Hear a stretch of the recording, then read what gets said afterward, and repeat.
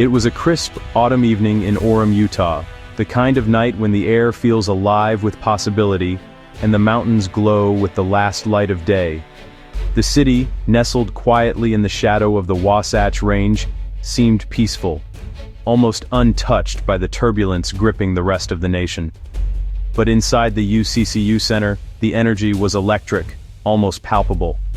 The arena pulsed with anticipation, the crowd's excitement building with every passing minute. Nearly 3,000 people, most of them young students, had gathered for the American Comeback Tour, a rally that promised hope, change, and a chance to be part of something bigger than themselves. For many, it was more than just an event. It was a moment to witness history in the making. On stage stood Charlie Kirk, just 31 years old, already a polarizing force in American politics. His words could ignite a room or spark outrage, depending on who was listening. Tonight, he was in his element, commanding the stage with a mix of bravado and conviction. He thrived in the spotlight, fielding questions with his trademark confidence and quick wit. The audience hung on his every word, some cheering, others challenging, but all fully engaged. But on September 10, 2025, the familiar scene shattered in an instant. What began as a routine Q&A session was about to become a moment that would be replayed endlessly on screens around the world. As Kirk answered a question about gun violence, a topic that always drew strong reactions, a single sharp crack suddenly echoed through the arena. The sound was so unexpected, so out of place, that for a heartbeat no one moved.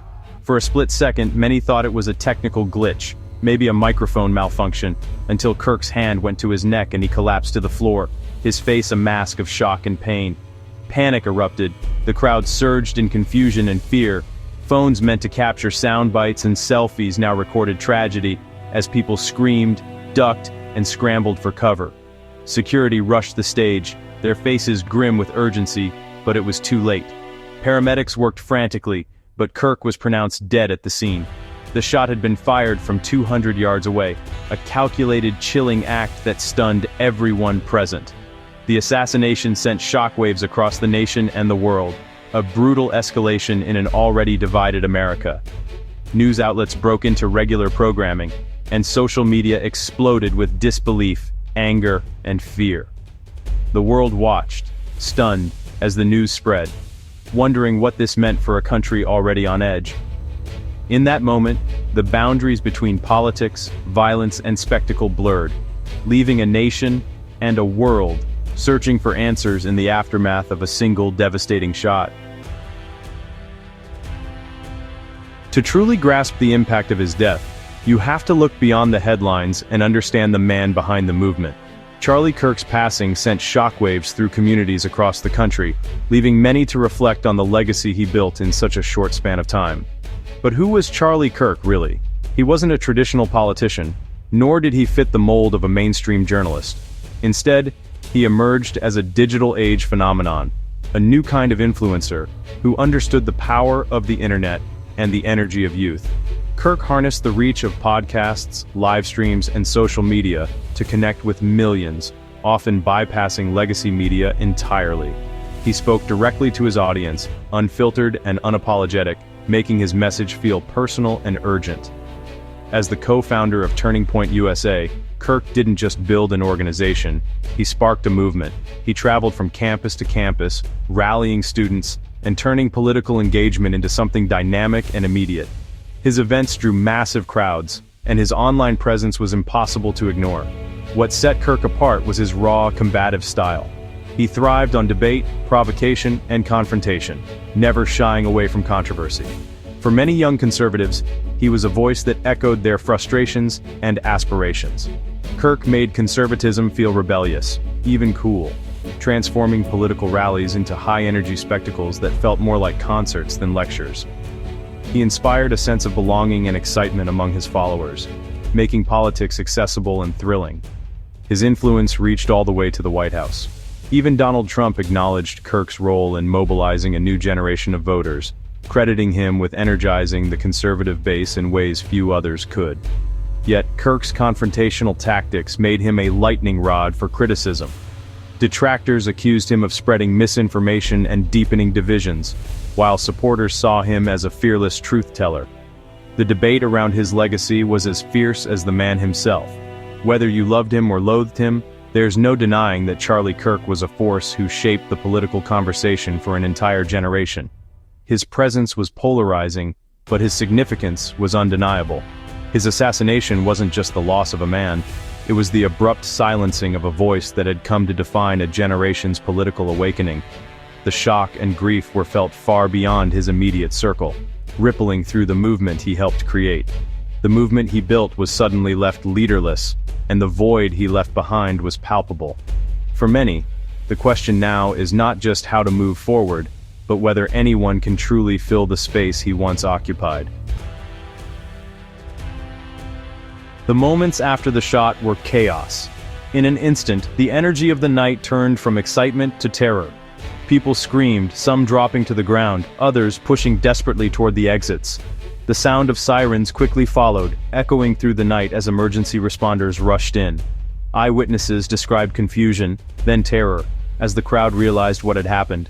Some thought it was fireworks or a prank, but the fear in people's eyes quickly told a different story. The confusion was overwhelming. No one knew where to go or what to do. "We just ran," one student recalled. "We didn't know if there were more shots." Others described the stampede, the crush of bodies, and the desperate scramble to find friends or loved ones in the chaos. Those near the stage saw Kirk fall, blood pooling, panic spreading. Some tried to help, while others froze in shock, unable to process the horror unfolding before them.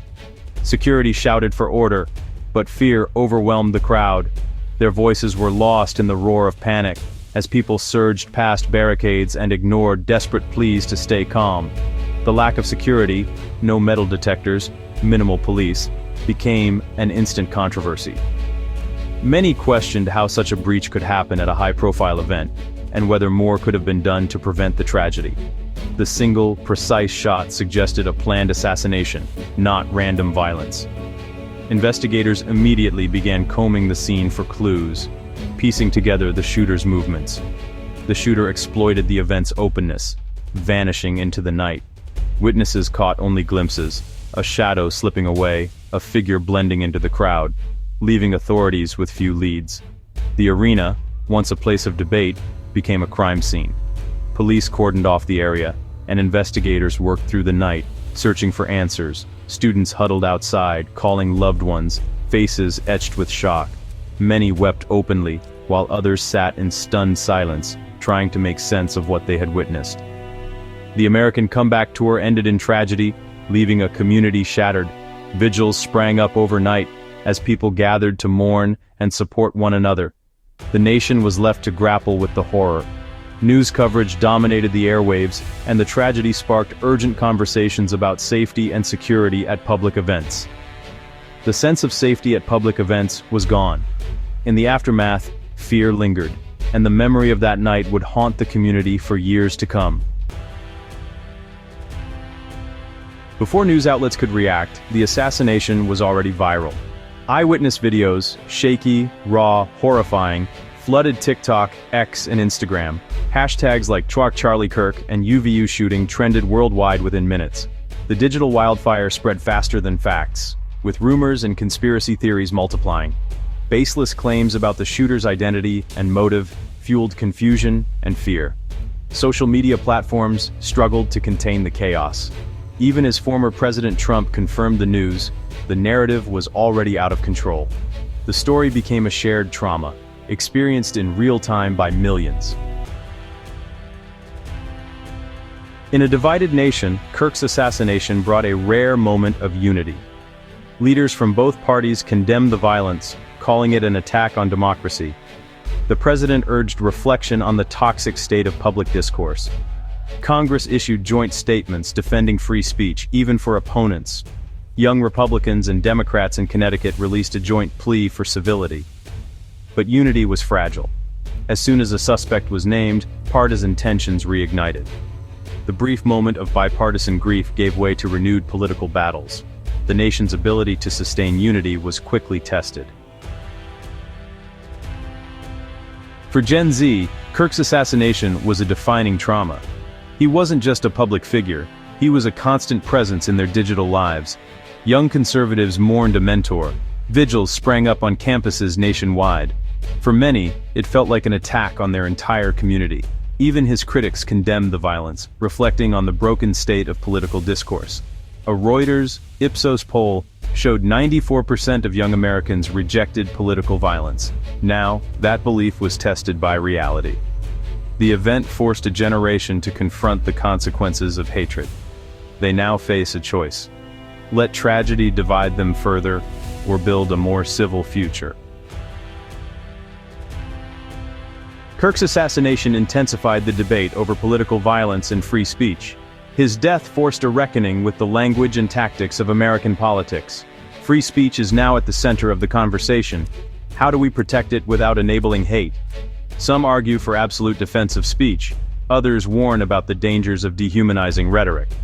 The nation walks a tightrope, fearing this is just the beginning of more violence. Most young people reject political violence. But one act has cast a long shadow. The challenge. Defend free expression while detoxifying a poisoned political culture. The stakes for democracy have never felt higher. As shock fades, America faces uncertainty and a nation holding its breath. Vigils, bipartisan statements, and calls for change show a desire for something better.